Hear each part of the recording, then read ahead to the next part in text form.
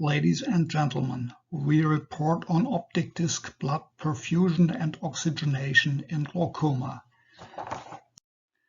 In primary open-angle glaucoma, and more so in low-tangent glaucoma, an impaired blood flow regulation and oxygen supply of the optic disc may contribute to the disease etiology by ischemia.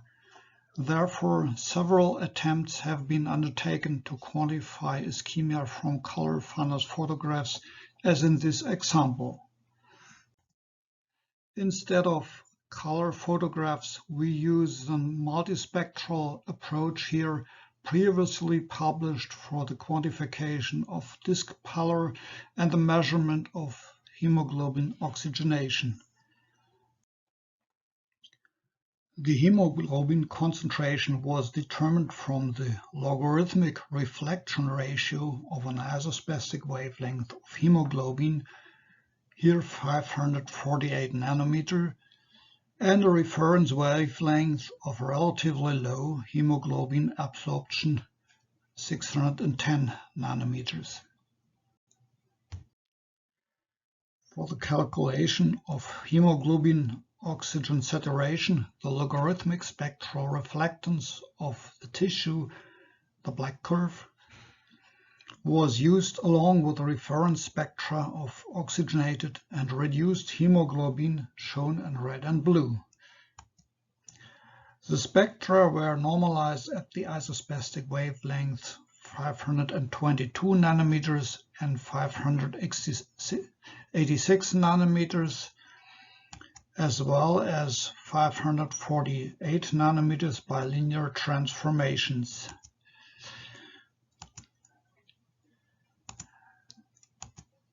Then the oxygen saturation was read at 559 nanometers.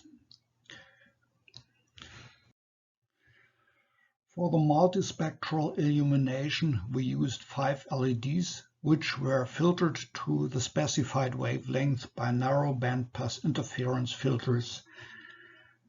The LEDs were coupled into a fundus camera by a fiber bundle and switched on and off to provide a serial imaging with a total exposure of 550 milliseconds.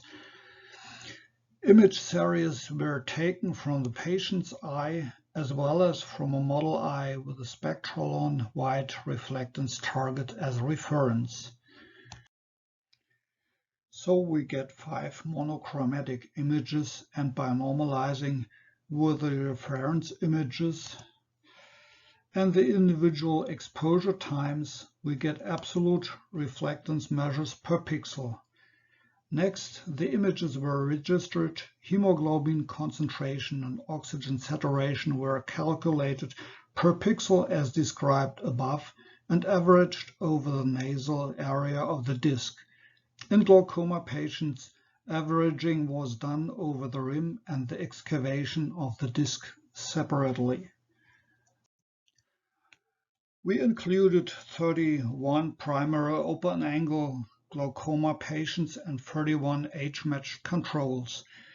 Besides the described measurements of hemoglobin concentration and oxygenation in rest and after 90 seconds of neuronal stimulation by flicker light, the visual field was tested, the retinal nerve fiber layer thickness was measured, and OCTA angiography was performed.